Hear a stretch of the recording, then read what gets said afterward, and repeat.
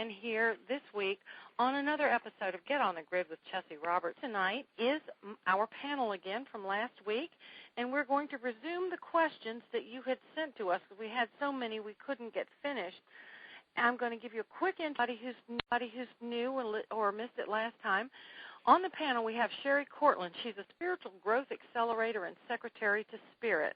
And through automatic writing, Sherri channels and shares information communicated to her by her guide groups in her books and workshops. Shelly Wilson is with us.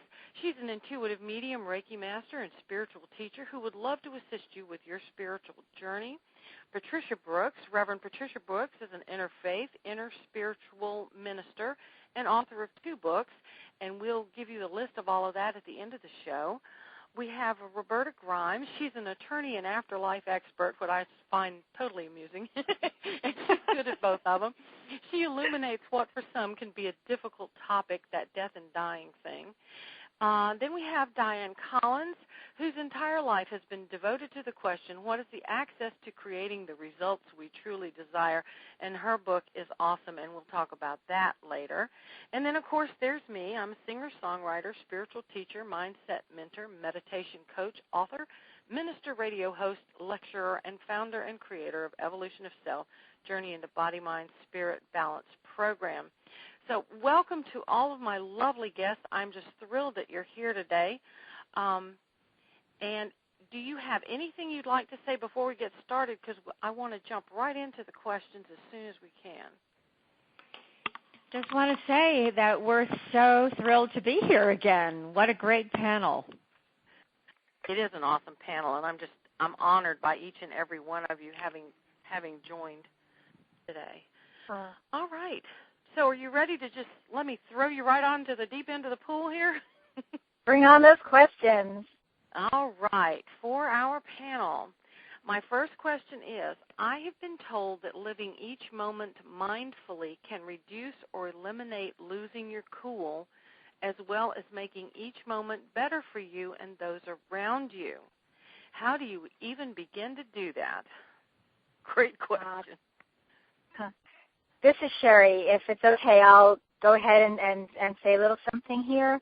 Please. My guides have channeled quite a bit about mindfulness.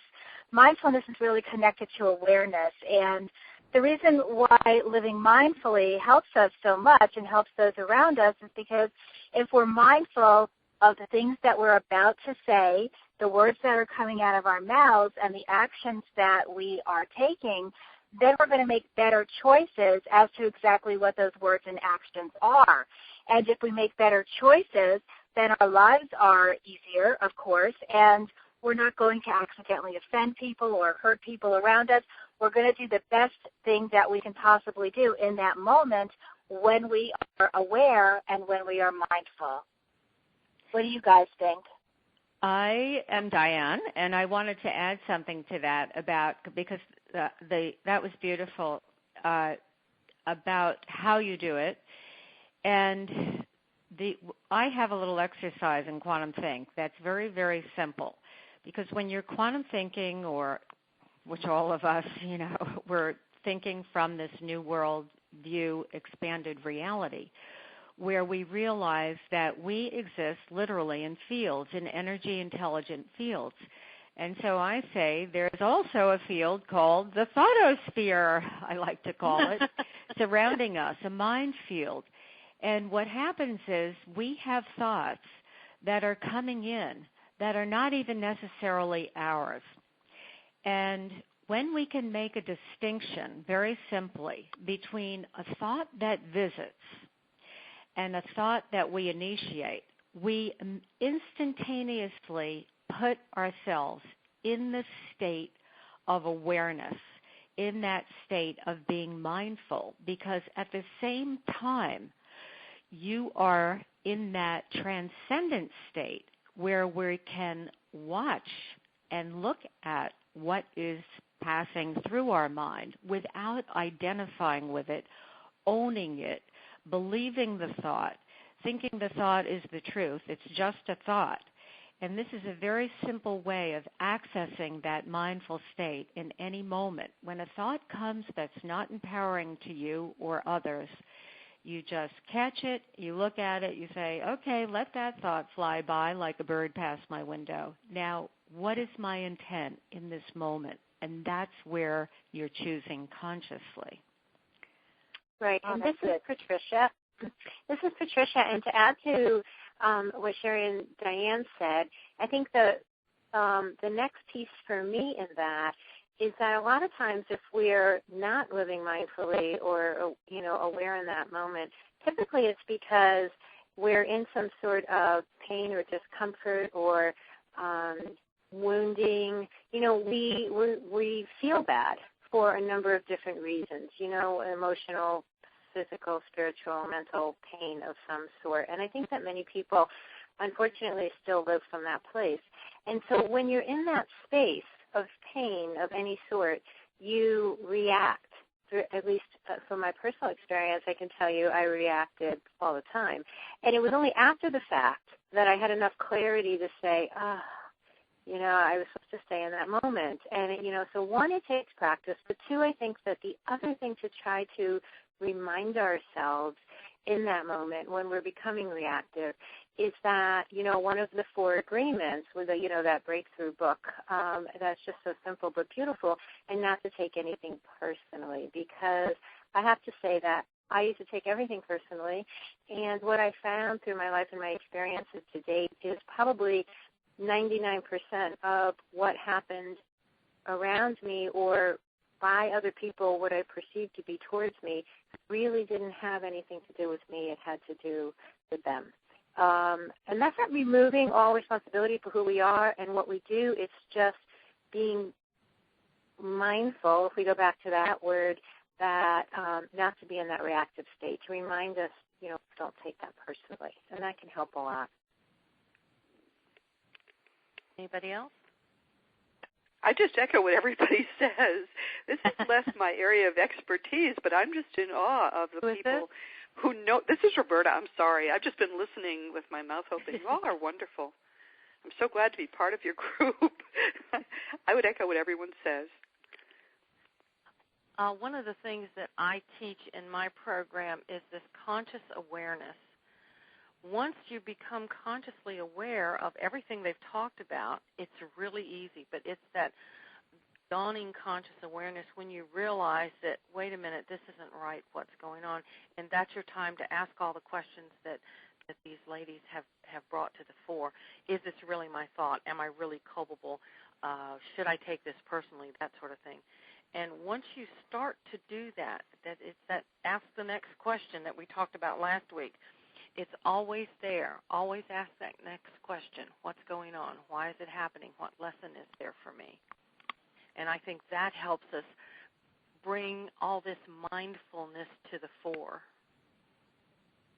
Anybody else have anything on this topic? Yes?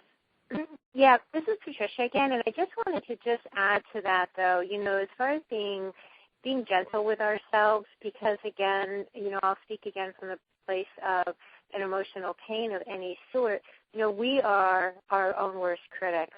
And many days, I would look back and I would just beat myself up over the head even more for how I reacted to something.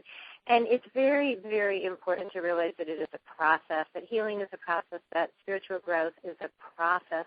And sometimes at the end of the day, the best I could do is just congratulate myself that I was less reactive than I was the day before. So, I just to be aware of that none of this is, let's snap our fingers and we just morph into these amazingly mindful, aware, spiritual beings. It's a process. It's a journey.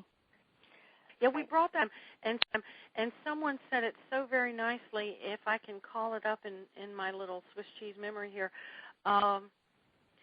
We recognize it sooner, we get out of it sooner, and that's progress in our process, and that's very important. So if you don't feel like you're progressing, stop and think about how fast did I realize what was going on, how well did I get out of it. And each time you do that, you'll fine-tune it, and it'll get better and better and better.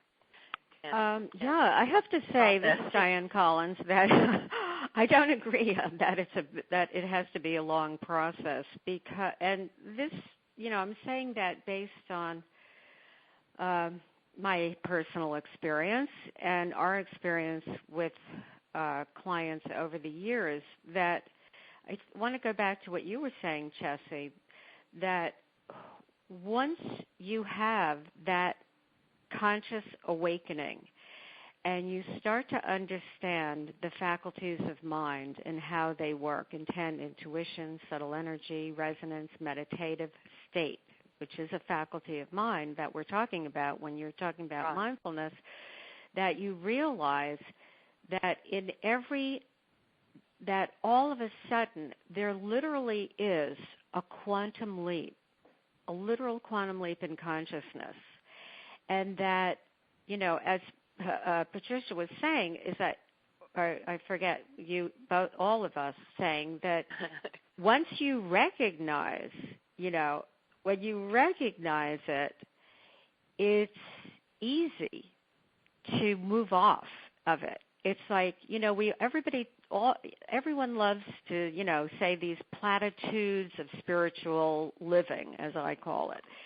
Or I say, are we going to be, conscious or living spiritually at your convenience? Or are we really going to jump into this and, really have this joyful life we all want? And so when you're looking at it and people talk about the platitude, let's live in the moment, the now moment, all the spiritual masters. Be still and be in the moment and let everything come in.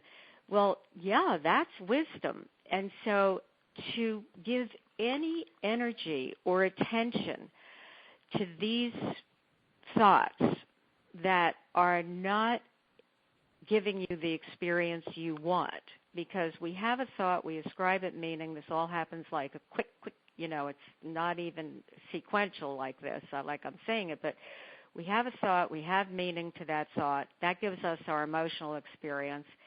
And we don't have to be stuck with it. I think that's really the beauty of living consciously, is that it is actually easy once you have your own awakening, which comes from your intent to have it. Yeah, this is Sherri. I just want to chime in with that. That makes a lot of sense, and that's what my guides are always saying. They're saying, spot, if you're having a life script, if something is repeatedly happening, that kind of thing, recognize what's going on, own it, and then take the action to move past it. The responsibility to do that is ours, but absolutely positively, we can jump out of these things very, very quickly. And my guides like to say, if you spot that little life script, if you spot it on the ground floor instead of the penthouse, you'll save yourself a lot of aggravation and a lot of drama and a lot of pain. But again, it all comes down to us, and conscious awareness, I think, ladies, that is really the core of it. What do you think? That's been my take on it ever since I started looking into this. And like I tell people, once you become consciously aware, you can't become unaware. It's very uncomfortable. Yeah. It doesn't fit anymore, and you can't go backwards, and that never works. No. Right. This is Roberta Grimes. I think I have something, in fact, to contribute after all. I'm thinking, this isn't really about me. This is about all these other wonderful people. But what I've been, as I go around the country and as I more and more interact with people who are learning the truth about reality, the fact that our minds are eternal, the fact that this is basically an illusion, and how all of it really works. And it's possible to know that now, and that's what I teach. I'm finding that they change their whole focus, very much as Dianne and the others have been saying. You start living in eternity, and when you're living in eternity and your mind really feels eternal, the things that used to aggravate you, and in fact everything about this sort of very brief reality we think we're living in, it stops mattering so much. So you automatically sort of turn off, and I've noticed this in myself as well, you turn off the quick reactions and the taking things personally and the petty slights. And everyone is different. I think some people need one approach, perhaps some people need another approach. But for some people like me who are really practical, after all I'm a lawyer, for some people who are like me, coming to understand what reality really is and our place in it and what our minds really are does seem to help in getting us past the things that otherwise we used to stumble over in our daily lives, especially in our interactions with others. Yep. Well, thank you for that, Roberta. Important. I agree completely. I think we're ready to move on to the second one. Does anybody have anything else they need to add to the first one? All right, then. Here we go with question number 2. I want to know why I keep seeing sequential and pairings of numbers everywhere, like 1, 2, 3, 2, 2, 2, 2, 3, 4, etc. What does that mean? Okay, this is Sherri, and that is we call it synchronicity. And what that is spirit, your guides, your angels trying to get your attention. And there's meaning in those numbers. There are books that will tell you what those sequences of numbers mean. If you see the same colors, that usually has some meaning also. If you hear the same lyrics over and over again, for instance, if you hear Last Train to Clarksville by the Monkees over and over again, there's something there. There's some kind of a message there for you. Seeing those things over and over and over again are definitely messages from Spirit where they're trying to get your attention. Then the question becomes, what is the message that they're trying to get across? This is Roberta Grimes. In my research with communicating with the dead, very often this notion of songs is a great one. Thanks for bringing it up. The dead, in fact, in the fun of staying in touch, I have a consultant who's dead who tells us how they do it and why they do it. They're trying to remind us that they're alive and fine. Unless it's, as you say, it could be your spirit guide as well, and then it could be perhaps a literal message you're about to get on the train. It all depends on whether you've had someone relatively recently die. Where the numbers are concerned, they're often communications, we're told, from guides, just as you said. The most common seems to be ones, and you see ones everywhere. One day when I was especially troubled, I noticed that I had bought on my gas card 11.111111 gallons. That probably was not a coincidence. But they use numbers a lot, and it's a wonderful hug, really, from your spirit guides or perhaps even from your dead loved ones. I had a wedding I performed on Halloween this year, and the check that the lady wrote me to pay me for my services was that date. 10/31, and I thought that was incredibly interesting. Well, this is the power of what's called in science the non-local mind, or what we call, as synchronicity. Oh, sorry, this is Dianne, and I have to tell you the story of real short about a song that came through that a few years ago we had a ownership and a champion racehorse who had to be put down because he broke his leg in a workout. And I was very soulfully close to this horse. Mambo Meister is his name. And we went out to dinner with the trainer and his wife, my husband and I. And we were in this restaurant, and she brought me a photograph framed of Mambo Meister from a famous track photographer. And I started crying. In that moment, the song came on, Hey Mambo, Mambo. And that was amazing. And that's exactly, and I knew that was Mambo, as you said, Roberta, letting me know he's that's fine. Beautiful. Wow. That couldn't be more clear, could it? No, that's wonderful. That was clear. This is Patricia, and just to add to the conversation, because I think this is such an important conversation, this particular topic, because the two books that I've written so far, one is Messages from the Animals and one is Messages from the Golden Angels. And once I started, kind of becoming spiritually aware, looking outside of my physical reality and paying attention, I think that's a really important thing, is paying attention and also inviting divine communication. What I found is that the divine communicates with us in so many different ways, through animals, through numbers, through colors or sounds, or those billboards. There could be a billboard that has a message for you. You know it. You know it when it speaks to your heart, and I think it's important that you trust that also, that you acknowledge the message, you are grateful for the message, and you invite more, because we are surrounded by love, by loving spiritual beings of all kinds. And so I love that question, and I'll say it extends way past, even the number sequences. So those are one absolutely. way. Yeah. This is Sherri again. Oh, I'm sorry. Go ahead. That's all right. I was just going to say, I got into my truck the other day. It had been shut up all night. It was raining out, so the cab was closed. No windows were open or anything. And I got in the truck, and there on the tray under my dashboard was a little white feather. And for the life of me, I don't know how it got in there. I'm not exactly sure what it means, but I won't move it until it occurs to me what the message is. But I still, every time I see it, it just fills my heart, and I always feel so uplifted, and I know I'm going to have a good day, and that might be the message. But they will get in touch with you. They really will if you pay attention. This is Sherri. Sorry, go ahead. You know what? I have a friend whose fiancé passed away. And while he was still alive, it was just a thing with them that they would spot pennies on the ground, and they would pick up the pennies. And when he passed, suddenly every place that she turned, she was finding pennies. Every time that she would be sad, she just was feeling, oh my gosh, I can't go on, a penny would just pop up in crazy, crazy places, like the feather, places you have to wonder, how could this penny get there? And there's just no doubt, that that's her fiancé who's communicating with her. And again, this comes back to awareness too, watching for it and being aware of it. And the one thing that I just wanted to add was also be aware of your dreams, because very, very often colors will repeat themselves in dreams, and they have meanings, and the same thing with numbers. If you continually are dreaming about the same number or the same color, there's probably a message there for you, too. Well, this is Roberta Grimes. That is the most Roberta, common. I'm sorry.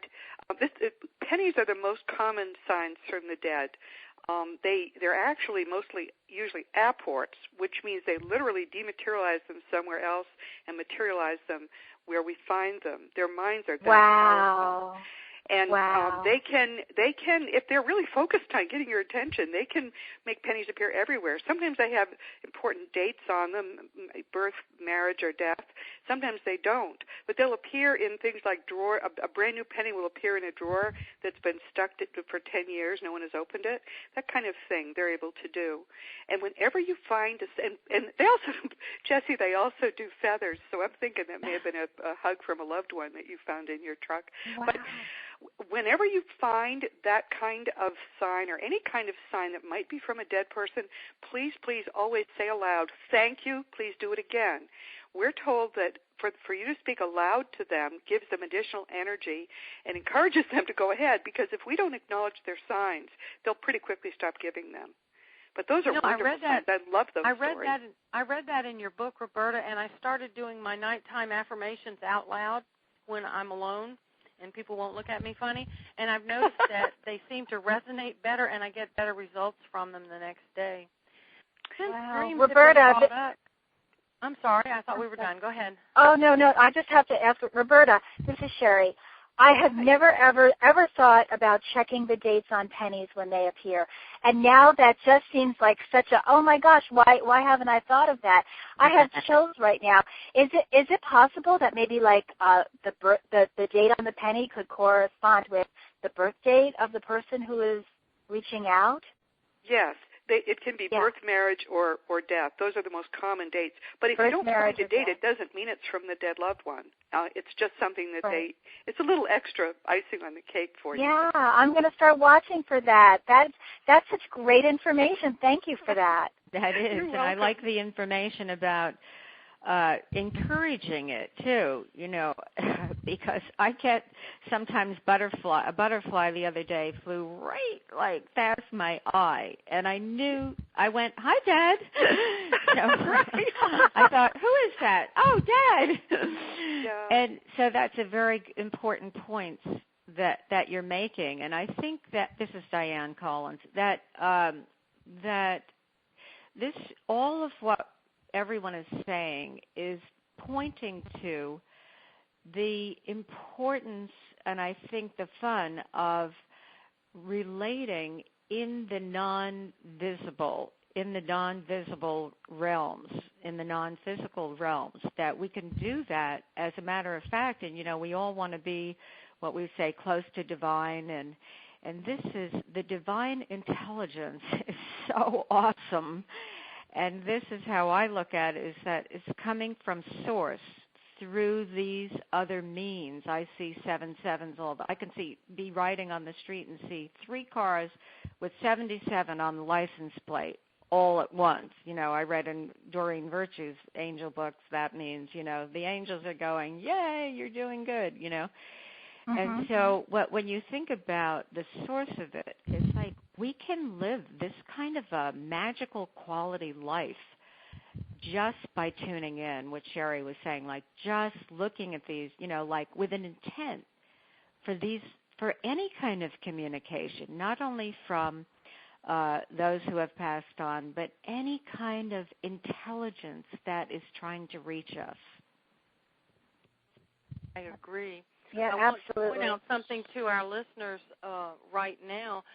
Did you notice, as we were talking about this topic, we're all authors, we've all been doing this for years, and yet we picked up information, new information from each other to add to our process, and that's why we're doing this panel show for you all, so that you can see that this is a process and it continues on. It's not like you get to a stopping point.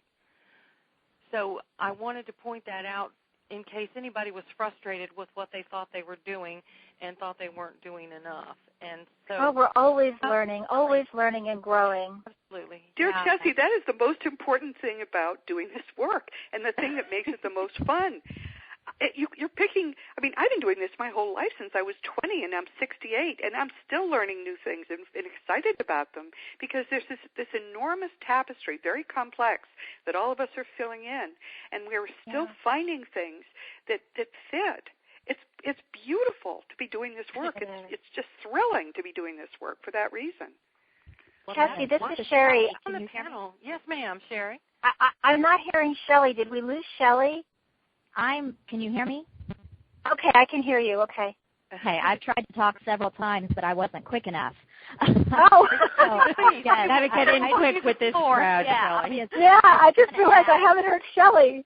Yeah, I've tried numerous times here, but I'm not fast enough. So I just want to add, all of this advice is very, very great. The one thing that I would like to add about the numbers, the coins, the feathers, the songs that come into awareness, these are messages from our angels, our guides, and loved ones in spirit. And the beautiful thing is sometimes we don't have to know what those messages mean, but if we can allow ourselves to acknowledge them, to express our gratitude for receiving them, then we do get them more. That's how our awareness is heightened, and, they continue to bless us with this more. But sometimes I feel like we don't need to do the analysis, just simply acknowledge and say thank you and trust that whatever message that we're intended to receive, that it will come into awareness at perfect time.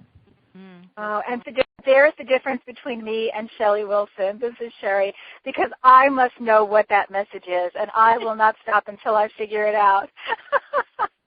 That's a little fault in me.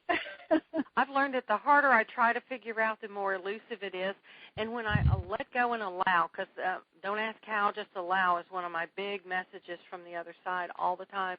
And when I just thank them and say, okay, let me know when it's time for me to know, that's when I figure it out, because I always say you don't know till you know, This is Roberta. I should just say I never have any idea what they're telling me. I just assume the numbers whenever I see them, and they draw our attention.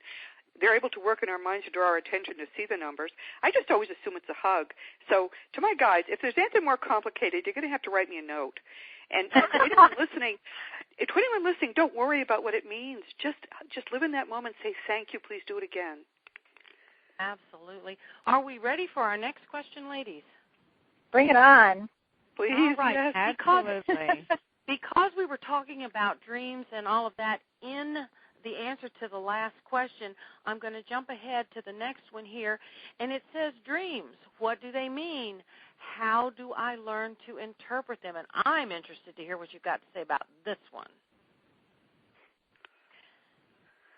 Well, this is Patricia, and I'm not a dream analysis expert, even though I've taken some courses with it, and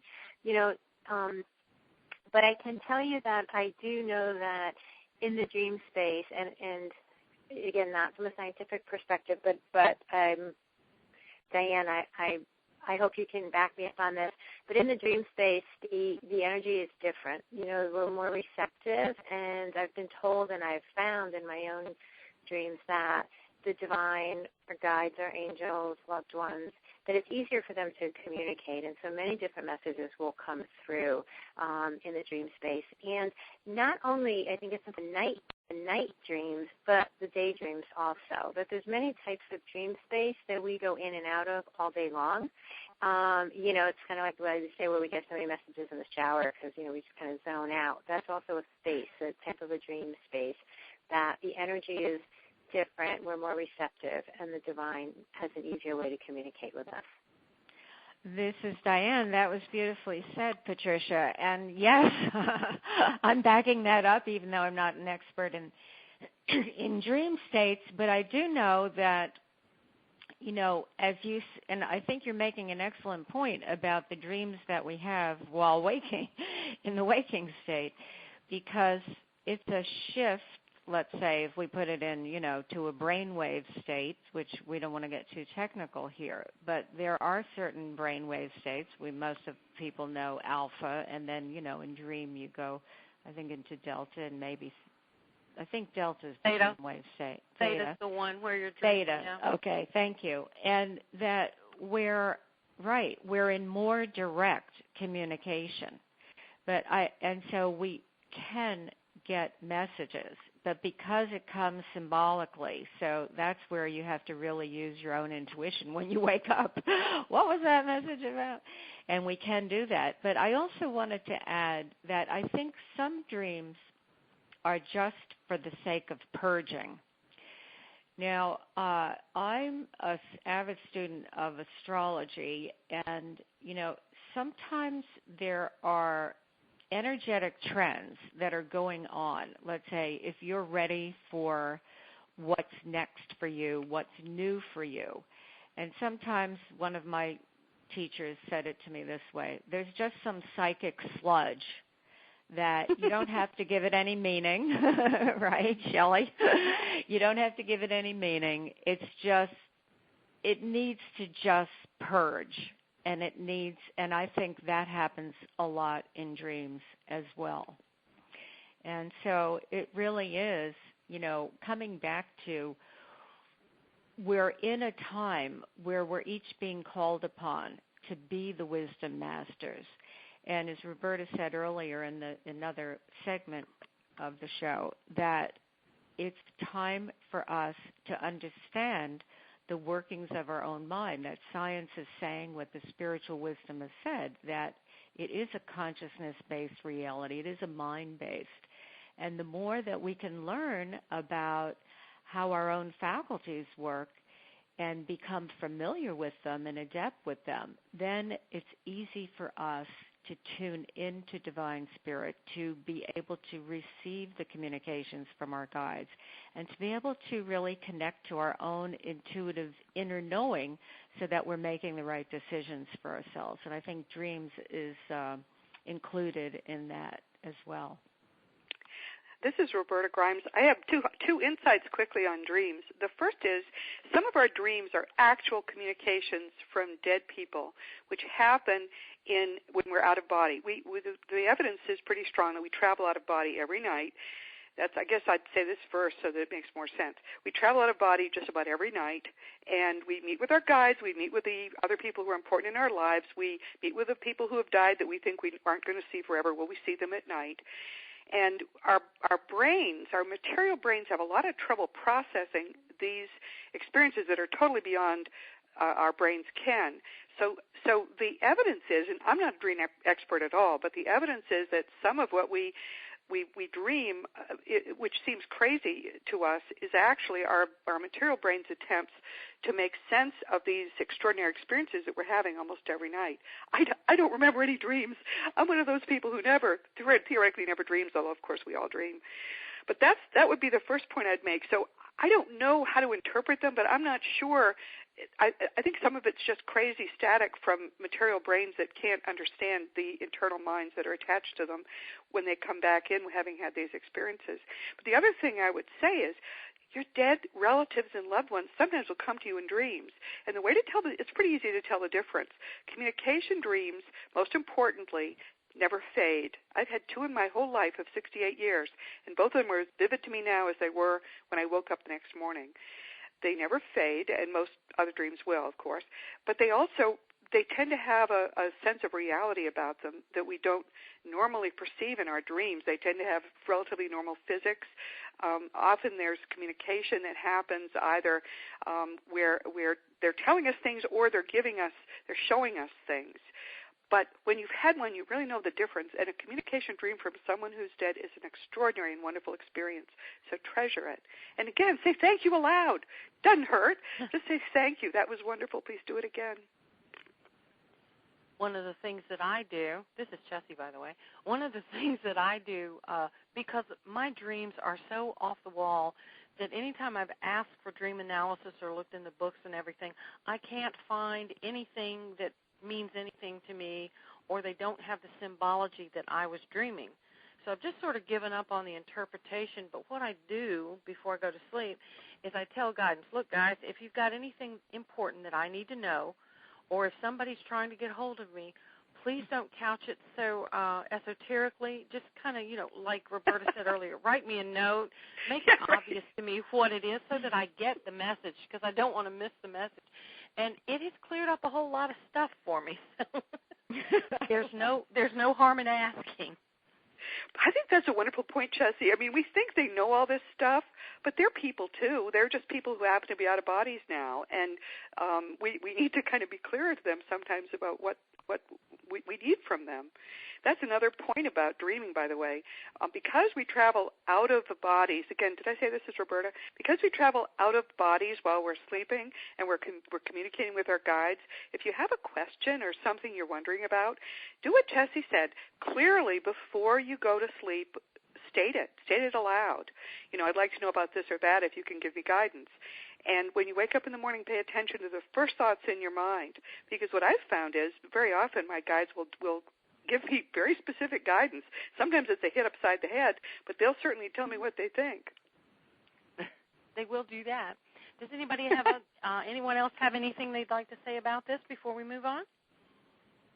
This is Patricia, and just to add to what Roberta said, not even specific to the dream state, but to the requesting of the guidance from our guides, our angels and our guides, or divine communication, it is absolutely incredibly important that we're very specific, that we clearly state what our, not only what our intention is when we're trying to manifest something, but when we're looking for guidance from the divine realm, that we clearly state what we're looking for, right? Because then they know what we want. There's no gray areas. And once I started doing that, I can tell you that the answers came so much quicker, so much clearer, and I think it's because I was more clearly communicating. Communication goes both ways, right? So I was more clearly communicating with the divine realm, and so they could more easily and clearly communicate with me. And, it's really, I think, is almost as simple as that. That communication, I think, is crucial to any, and this is Chessie, to any conversation, whether you're having it with a person standing in front of you or you're having it with your spirit guides or the ascended masters or your higher self. It's kind of all the same thing out there, but the more specific that you can be, the better off you are. One of the things I have discovered, thanks to certain books that I have read, just take everybody here and dump all that information into the top of my head, if I state that I am aligning myself with the energy of or the frequency of, and you fill in the blank, and I do it a lot with bedtime. I'm now aligning myself with the frequencies of sleep. Since I've started doing that, I find that I sleep better, I get better information if I align myself with the frequencies of co-creation, or with, like for the bride and groom for a wedding that I'm going to officiate, if I'm aligning myself with the frequencies of the happiness of their life, that sort of thing, everything flows better. So that communication is crucial. Thank you for that. And the communication, Diane, I just want to add one quick thing on that to give it a little context, that these communications are expressions of consciously generated intent. So when you look at intent as a key faculty of mind, the dynamic, active dynamic of creation that we've been divinely blessed with by human birthright, is every time you ask to be aligned with the frequencies. I love all, I'm picking up on all your exercises, Chessie. I love what you said about all of it. But it is, the power of intent is not a goal. Intent is an activation of the energy intelligent field, and it's really the way that we connect. So when you say, what's a synchronicity, or, how come intuition works, or how do we connect, how is it that we are connecting into our spirit guides or angelic realms, or wherever you're wanting to connect into, some direct to God if you want, that's what we've been given, this power of intent. And so the more we use it in this conscious way that everyone's talking about, the more powerful that becomes, and the more connected we are, less static on the radio of our being, and getting these clear channel communications, if you will. All right. This is Dianne. I forgot to say that. I'm in alignment with everything everybody said. Are we ready to move to the next question? I think we have another dream question, but it's way down on the list. So do you want to go there, or do you want to pick up a different one? Let's take something else. I think a different one. Yeah, something all right. different. Next question. We have about 3 minutes before we have to break again. So why do I keep waking up at odd hours of the night every night at the same time? Great question. I'd like to know that myself. This is Roberta. Anyone have any ideas? I have no idea. This is Sherri. That's an excellent question. Well, it depends on, this is Dianne. I have heard some things, read some things, known some things about this, that, and it depends on what time. And, of course, we're all in a different time zone. But I have read a couple things on this. One is that the ascended masters are wanting to connect with us. It's usually around 3 o'clock in the morning. So I have read that. And also, if anyone does have, is a student or a disciple of a living guru master, that's another way that they're communicating.